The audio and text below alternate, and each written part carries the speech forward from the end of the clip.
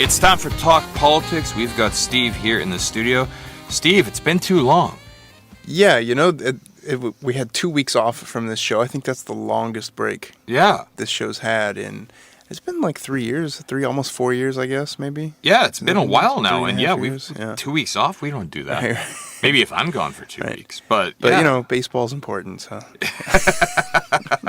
Well, while the baseball's been going on, can we say there's been some political news? Yeah, there has been so much going on, and it was really hard for me to narrow down what we're going to talk about today. But I think the thing we kind of have to talk about is North Korea, and North Korea being in the news again. Some major developments did happen on that front, and that's of most immediate concern to our listeners. I was just reading some more, threatening to sink Japan. Right, well... Make America a land of darkness, which is already, it seems already to be doing that all on its own. I don't know if they need North Korea's help. Yeah. But, it's messy. What do we say about this? Well, what are you going to say? You're the expert. Come on. Well, my perspective on this topic is, I'll say right here at the beginning, I don't think we're facing like imminent nuclear war or anything like that. Phew. I don't think anything's going to happen in the immediate future. Yeah. Now, long-term prospects, I don't know, right? Because what we see is, world leaders just keep kicking the can farther down the road on this because it's an incredibly tough issue to deal with. Yeah.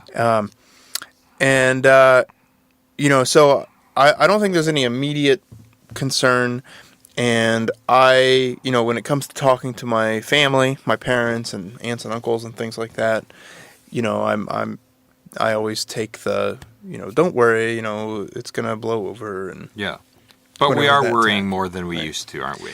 Right, and in the midst of all that, I've seen a attitude that really concerns me among some of my fellow foreigners here in Korea. And that's related with, I've seen some discussions about talking to people that are not in Korea and thinking about coming here. Mm-hmm.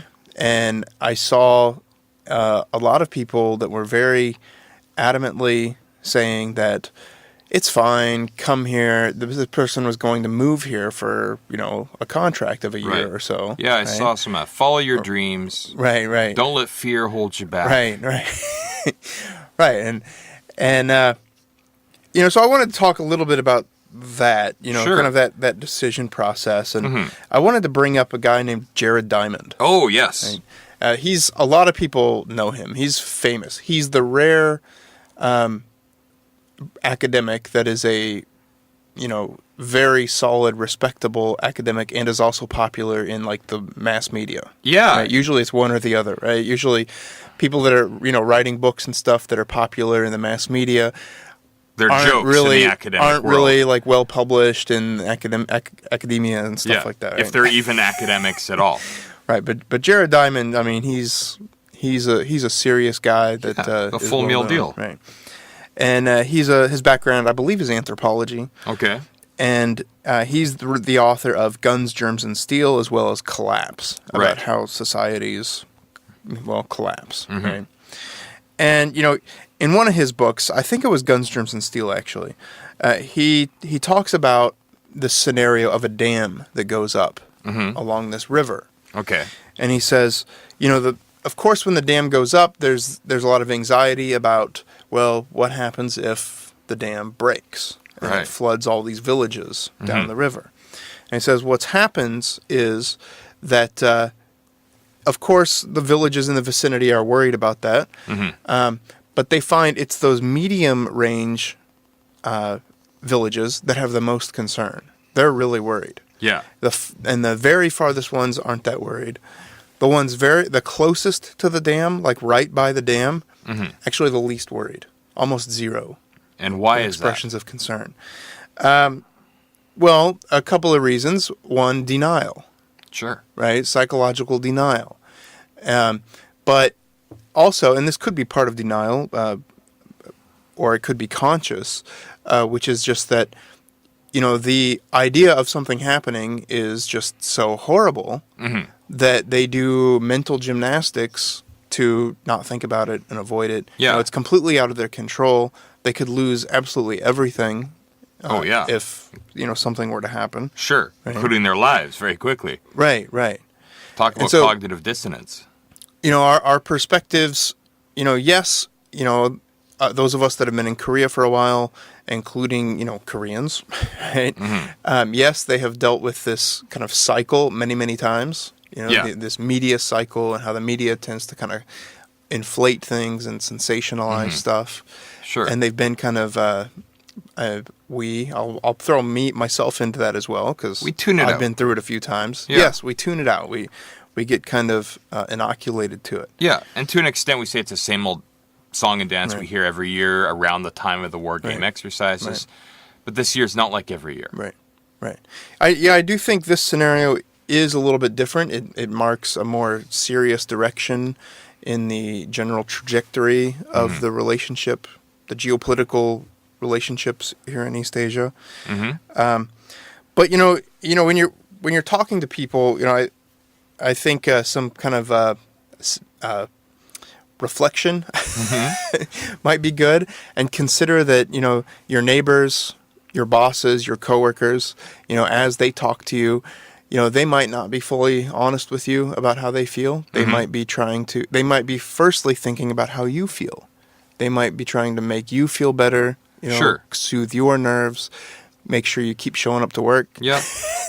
Well, and that could be, part of that is they want to help you. They want to make you feel better. They want to make you not worry. And a lot of people don't like to say they're afraid in the first place, right? Exactly. Face. That's another thing, right? And beyond even that, they might be, if they acknowledge, that something could happen, that's really scary for them. Then they have to face it. So they want to, if you don't show up for work tomorrow, you're on a plane to wherever because the situation's so serious.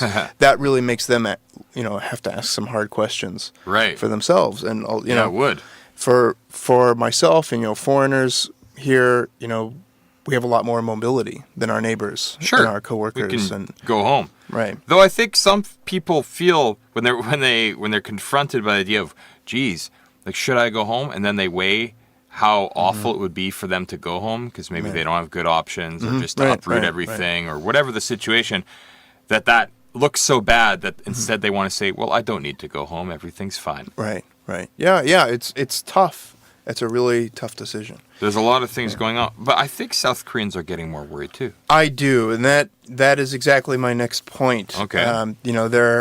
There have actually been a couple of articles that have come out this week, and I haven't seen them spread around social media quite as fast as all these other articles talking about how everything is, life as usual, and right. So these articles don't get really spread around as much, but Chosun Ilbo published one called "South Koreans Slowly Wake Up to the North Korean Threat."